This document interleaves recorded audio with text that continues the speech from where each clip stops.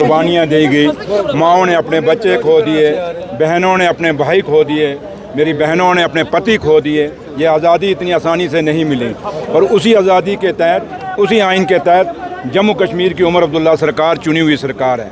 ये लोगों का मैंडेट लेके ये सरकार आई हुई है। कल जो हुआ, जो पुलिस ने किया, मेरे लीडर और मेरे कायद जनाब उमर अब्दुल्ला साहब, वो एक मुख्यमंत्री हैं, इलेक्टेड मुख्यमंत्री हैं, लोगों के चुने हुए मुख्यमंत्री हैं। ये उमर साहब की इंसल्ट नहीं थी, ये जम्मू कश्मीर में एक डेमोक्रेसी की इंसल्ट थी, ये देश में डेमोक्रेसी की इंसल्ट थी। और जो जम्मू कश्मीर के लोगों का जो मैंडेट है, जिन लोगों ने हमें जिता के भेजा है, ये उनकी बेइज्जती थी, उनकी इंसल्ट थी।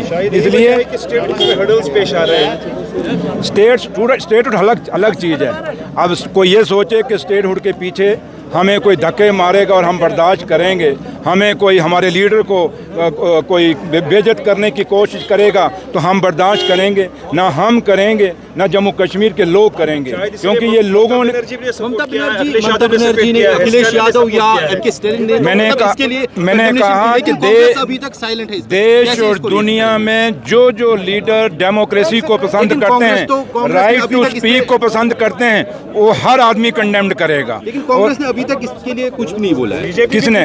इस पे बोल देंगे वो भी, लेकिन हर बंदे ने देखिए, कोई बोल रहा है, कोई नहीं बोल रहा है, लेकिन आप ये समझ के चलें कि पूरे देश में जो कल उमर अब्दुल्ला साहब के साथ हुआ, उनकी कैबिनेट के साथ हुआ, और ये कैबिनेट के साथ नहीं, उमर अब्दुल्ला के सरकार के साथ नहीं हुआ, ये आप लोगों के साथ भी हुआ है, क्योंकि आप लोगों ने भी किसी न किसी को वोट डाले होंगे, चाहे वो कोई जीता होगा, कोई हारा होगा, लेकिन आपने एक इंस्टीट्यूशन को वोट डाला था, एक एमएलए के इंस्टीट्यूशन, असेंबली के इंस्टीट्यूशन को वोट डाला है। ये असेंबली की इंसल्ट है, ये हिंदुस्तान के आइन की इंसल्ट है, ये हिंदुस्तान की डेमोक्रेसी की इंसल्ट हुई है कल। तो इसलिए हम तो ये उम्मीद करते थे कि जो क्योंकि अब तो एलजी साहब ने कल ये भी कहा कि मुझे इसके लिए हम जिम्मेवार हैं जो पहलगाम में हुआ, उन्होंने कल माना।